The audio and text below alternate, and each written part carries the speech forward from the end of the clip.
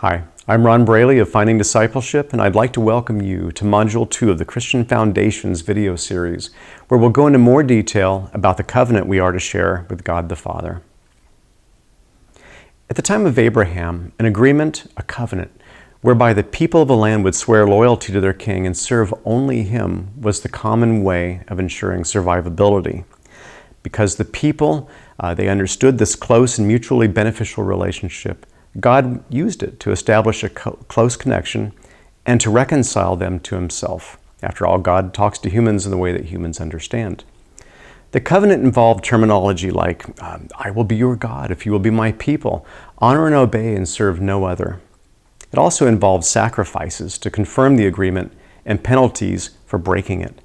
He later renewed the covenant similarly with Moses and the people of Israel, and finally with the world through Jesus, who became the once-for-all sacrifice, the covenantal sacrifice, and the way back to the Father.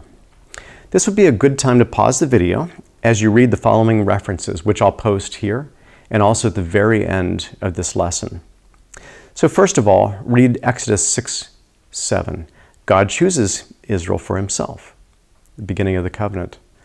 Leviticus chapter 26, verses 12 and 14 to 17. I will be your God if you will be my people. Does this sound familiar, perhaps like a marriage covenant? There is a connection, by the way. Deuteronomy chapter 6, verses 1 through 6 and 13 through 18, the Shema, the greatest commandment, that Jesus also reiterated if you read Matthew chapter 22, verses 36 to 40. Jesus quotes the Old Testament Shema as the greatest commandment. And he summarizes, of course, all the other commandments in the law in that. Makes it pretty easy for us, doesn't it? So Matthew chapter 26, 28, Jesus shed his blood for the covenant with God for us and our covenant with the Father. So here's a question for you to ponder. Would you say that marriage is a covenant, perhaps because of vows? Why or why not? Please pause and consider it if you'd like. And if you're doing this with a group, maybe talk amongst yourselves and decide collectively what you think, or just share individual thoughts. There's no right or wrong answer. We're just looking to explore things further. Here's another question for you. What do you imagine a covenant should contain? Pause and consider this as well if you'd like.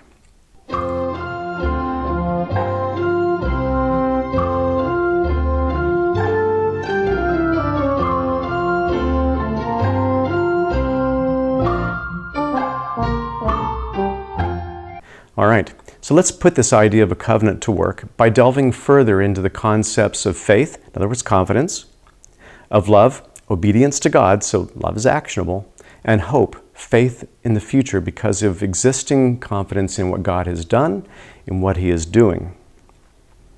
So faith comes from God in a variety of ways and is a confidence in who he is, what he has done, and what he is doing. Now that confidence is also the foundation for what he will do. That faith, confidence, not wishful thinking, by the way, in the future is called hope.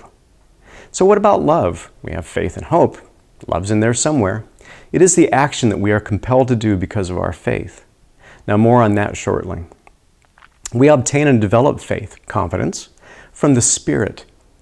An exposure to the scriptures, the testimonies, and other things. In other words, our faith is not meant to be a blind faith, but confidence based on what we see, we hear, we read, and we experience. It also provides the basis for confidence in the future when Jesus will return and our salvation will be complete.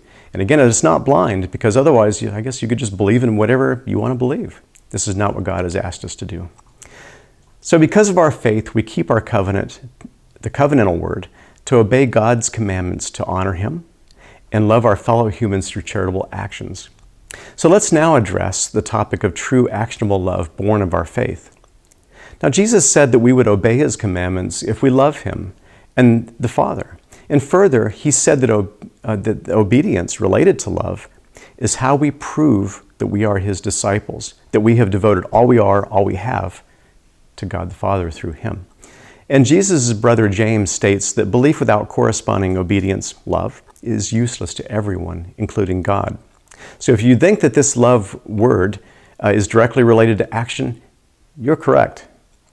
So the original wording translates to charitable action akin to doing the right thing despite how we feel. And that's really important because, in other words, while human emotion may drive us to charitable action, actionable love, the emotion itself, the emotion alone, isn't true love.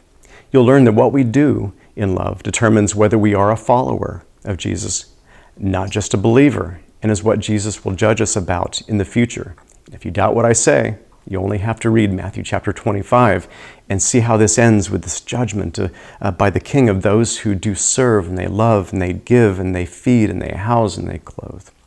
So this would be a good time to pause the video as you read the following Bible verses, the references on faith, which I'll post here and at the very end of the lesson. So first, Romans chapter 1, verse 5, obedience from faith. Romans chapter 10, verse 17, faith comes from hearing. And in fact, I'll add to that and say faith comes from experiencing, whether it's by our hearing, by the speech of others, by experiences of the Spirit, by watching other people. Faith can also come by the Spirit, as we see in 1 Corinthians chapter 12, verses 6 through 9. Also, Hebrews chapter 11, verse 1. You'll see that faith is the foundation of hope. So we like to talk about this verse, but I don't think we really think about the ramifications.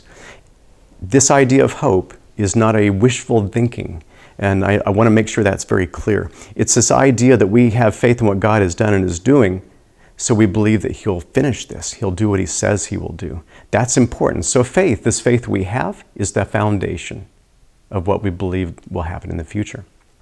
So you may want to pause the video as you read the following Bible references on hope, which I'll post here and at the very end of the lesson as well.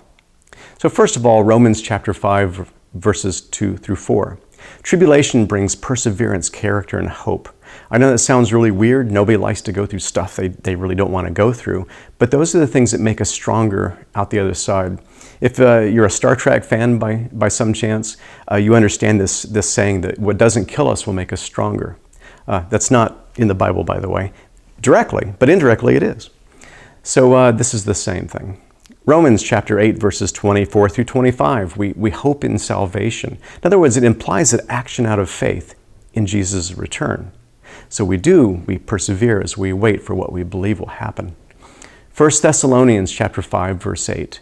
This is the hope, our salvation. In other words, we are faithful. We believe in this rescuing to come. And so again, we persevere. Titus chapter 2, verse 13, our hope of salvation will be realized at Jesus' appearing.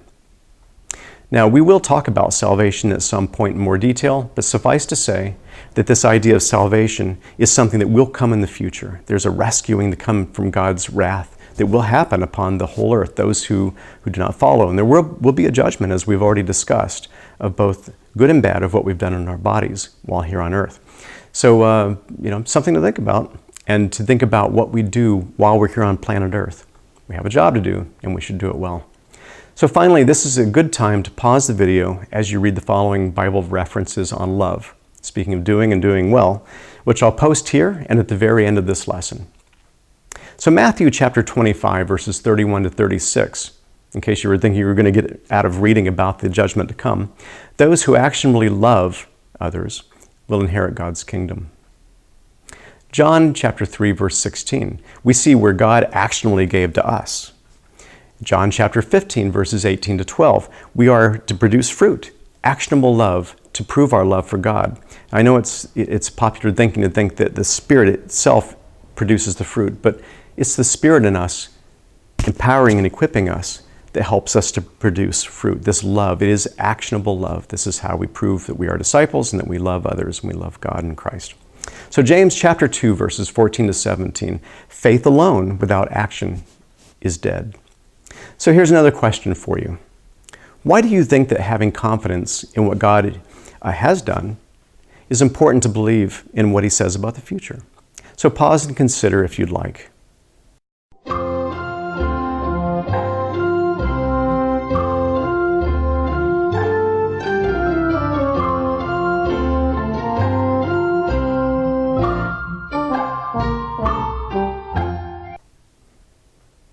Here's another question for you as well.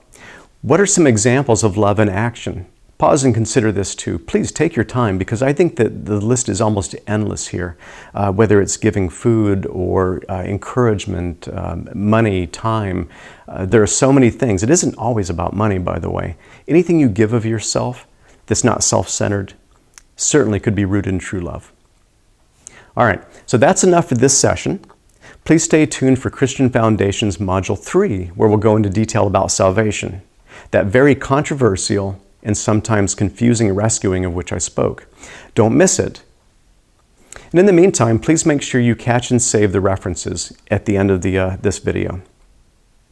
Speaking of salvation and rescuing, I encourage you to read my book, Finding the End of the World. It's available on Amazon and Barnes & Noble websites. You can find links on my website. You can also visit my site at www.ronbraley.com to download free snippets and learn more about me and my work. Please also visit us at www.findingdiscipleship.org. As it sounds, it's spelled the same way, to learn more about our mission to equip believers, unknown by God, to become followers that He knows and saves. So may God richly bless you. Oh, and remember, you don't want to be caught with your spiritual pants down, so put on your discipleship shorts. God bless you, and until next time.